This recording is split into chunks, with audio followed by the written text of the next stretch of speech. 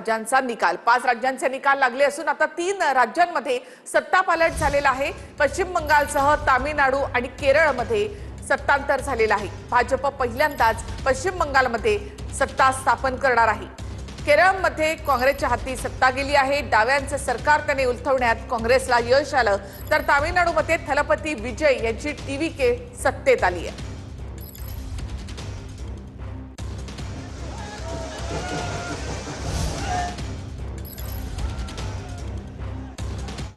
तर अखेर पश्चिम बंगाल जिंकण्याचं भाजपचं स्वप्न पूर्ण झालं। तृणमूल काँग्रेसच्या सत्तेला सुरुंग लावत भाजपनं ऐतिहासिक असा विजय मिळवलेला आहे। इतिहासामध्ये पहिल्यांदाच बंगालमध्ये भाजप सत्ता स्थापन करणार आहे।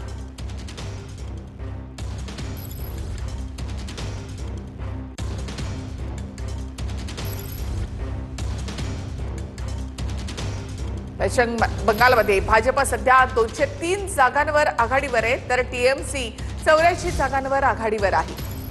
पश्चिम बंगालमध्ये भाजप सत्ता स्थापन करणार हे आता आकडे सांगतायत। पश्चिम बंगाल जिंकण्याचं भाजपचं स्वप्न अखेर पूर्ण झालेलं आहे।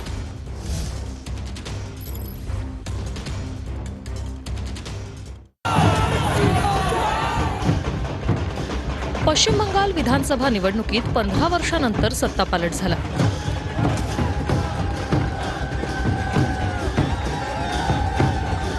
ममतांची सत्ता गेली आणि भाजपचा प्रचंड विजय झाला। भाजपच्या विजयानंतर कोलकात्यात भाजप कार्यालयाबाहेर जल्लोष झाला आणि कार्यकर्ते भगव्या रंगात रंगले।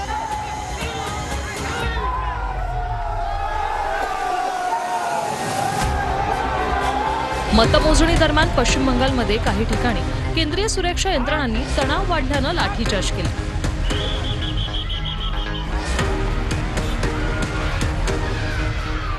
आसनसोलमध्ये भाजपनं तृणमूलचं कार्यालय जाळल्याचा आरोप तृणमूलच्या कार्यकर्त्यांनी केला। आसनसोलमधल्या तृणमूलच्या कार्यालयात प्रचंड तोडफोड झाली।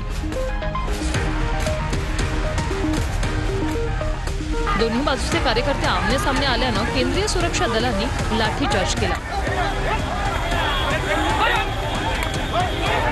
भाजपच्या उत्साही कार्यकर्त्यांनी ममता बॅनर्जींच्या घराबाहेर जय श्रीरामच्या घोषणा दिल्या। पराभवानंतर तृणमूल काँग्रेसच्या कार्यालयाबाहेर शुकशुकाट पाहायला मिळाला।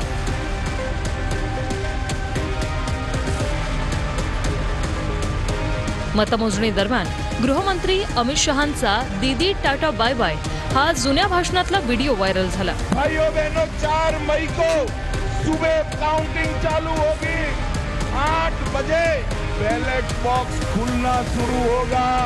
9 बजे पहला राउंड, 10 बजे दूसरा राउंड, 1 बजे काउंटिंग समाप्त और दीदी टाटा गुडबाय। दुपारी 12 वाजल्यानंतर तृणमूल काँग्रेसच जिंकेल असा दावा ममता बॅनर्जींनी केला होता।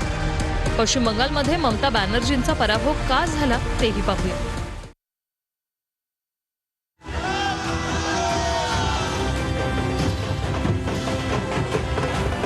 पहिलं कारण आहे सत्ता विरोधी लाट।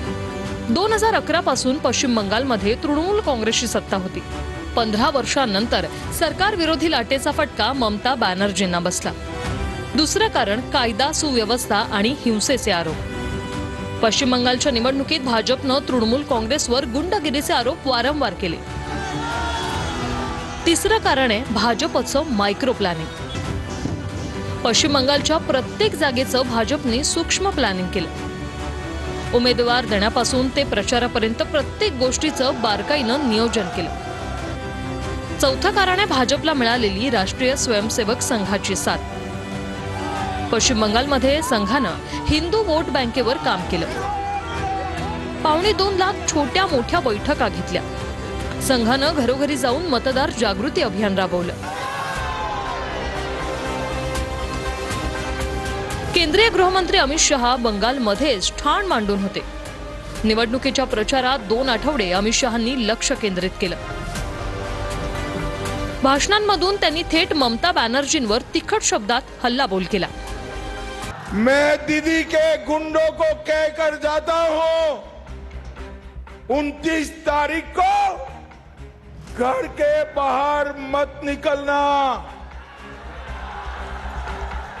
29 तारीख को आराम बाग वालों को परेशानी की तो 5 तारीख के बाद उल्टा लटका कर सीधा करने का काम। राज्य सरकारी कर्मचाऱ्यांची नाराजीही तृणमूल काँग्रेसला महागात पडली। पश्चिम बंगालमधल्या कर्मचाऱ्यांना 6व्या वेतन आयोगानुसारच पगार मिळतो। 7वा वेतन आयोग ममता बॅनर्जींनी लागू केला नाही। भाजपनं कर्मचाऱ्यांना 7वा वेतन आयोग लागू करण्याचं आश्वासन दिलं।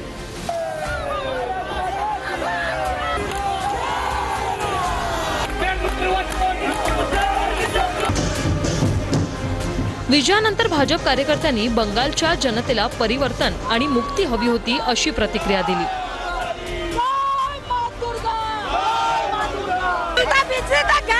गंगा में डूब गया। हाँ, हम लोग उखड़ के फेंक दिया गंगा में, और टीएमसी वाले को उखड़ कर फेंक दिया।